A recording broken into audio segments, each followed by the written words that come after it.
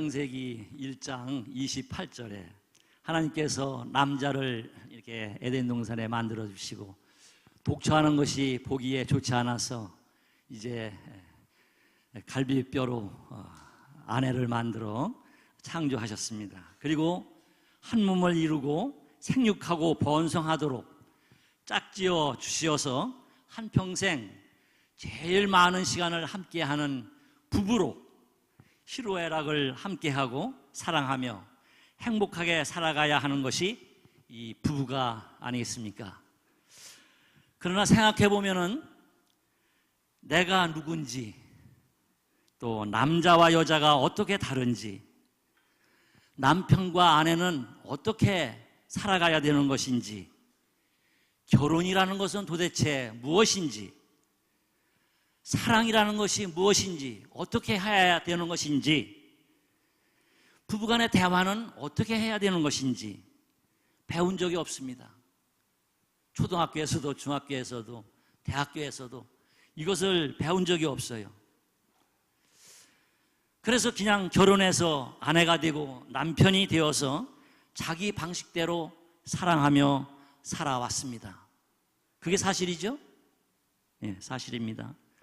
부부가 살아가는 모습을 보면은 내 마음을 몰라주어서 서운하고 내 생각과 다르다 보니 갈등이 생기고 자라난 환경이 다르기 때문에 이해가 안 되고 기질과 성격이 다르기 때문에 서로 오해가 생길 수가 있습니다. 그래서 화가 나고 미움이 생기고 어떤 때는 정말로 다른 별에서 온 사람처럼 말이 통하지 않을 때가 종종 있습니다. 저희들 부부도 마찬가지죠. 그래도 서로 이해하려고 노력하며 참고 살다 보니 자녀도 생기고 미운 점 고운 점 그럭저럭 살아가는 것이 보통 우리들이 부부고 우리들의 가정이 아닌가 이렇게 생각을 해봅니다. 그런데 인간은 그렇게 그럭저럭 살다가 가는 그런 존재가 아니라는 사실을 여러분들은 잘 알고 계실 것입니다. 하나님께서 창조하시고서 보기에 좋았더라 라고 말씀하셨고 죄 가운데 있는 우리들을 주님의 핏값으로 구원을 받아 하나님의 자녀가 된 존재들입니다. 그리고 왕같은 제사장으로 보배롭고 존귀한 자로 서로 섬기며 목숨을 다하여 사랑하며 부부가 함께 즐겁게 사는 것이 이 세상에서 수고하고 얻은 우리들의 몫이라고 전도서 기자는 9장 9절에서 말하고 있습니다. 부부교실에 등록을 권하면은 보통 이렇게 얘기를 해요. 우리 부부는 별 문제가 없어요. 나름대로 잘 살고 있는데 무슨 공부. 그리고 부부 문제는 부부가 알아서 해결하는 것이지 부부 학교가 뭐 그렇게 중요한 것이냐 이렇게 달갑지 않게 여기고 그냥 지나칩니다. 과연 그럴까요? 우리들이 살아온 과거, 여러분들 결혼해서 살아온 과거를 되돌아보면서 생각해 볼 일입니다. 우리 인간은 이렇게 귀하고 귀한 존재입니다. 그런데 좋은 악기일수록 그 악기에 대해서 잘 이해하고 그리고 조심스럽게 잘 다루어야 하고 다루는 법도 배워야 하고 그리고 자주 조율을 해 주어야 아름다운 소리를 낼 수가 있는 것이 사실입니다. 저도 70이 넘은 나이에 부부학교를 졸업하고 가정사역 지도자 자격증을 받으면서 왜 좀 더 일찍 배웠더라면 하는 아쉬운 생각을 해보았습니다.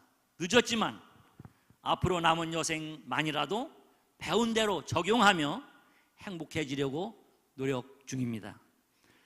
부부교실은 부부들이 성경적인 부부로 회복하고 가정과 교회와 일터에서 건강하고 행복한 삶을 살아가도록 돕는 프로그램입니다. 지금보다 나에 대해서 상대방에 대해서 더 잘 알고 이해하고 사랑하는 방법을 배워서 더 행복해지자고 선택하고 구체적인 노력을 기울여서 남편과 아내와 자녀들이 함께 생명을 얻고 더 풍성히 얻기를 하나님께서도 기대하고 계십니다.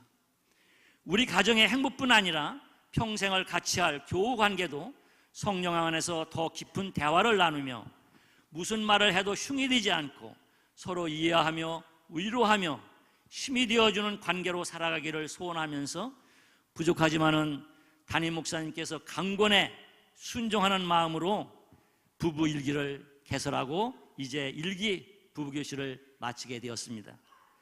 우함께 교우님들 모두 주님 주시는 지혜로 부부와 가정이 아름답게 회복되고 사랑에 넘치는 가정천국을, 그리고 교회 속에서 믿음의 형제 자매들과 속마음을 털어놓고 이야기하며 위로받고 서로 배우며 해결 방법을 찾아가며 격려하며 섬기며 나누며 좋은 믿음의 동역자로 살만나게 살아갔으면 좋겠습니다. 그렇게 되기 위한 모임이 부부교실입니다. 감사합니다.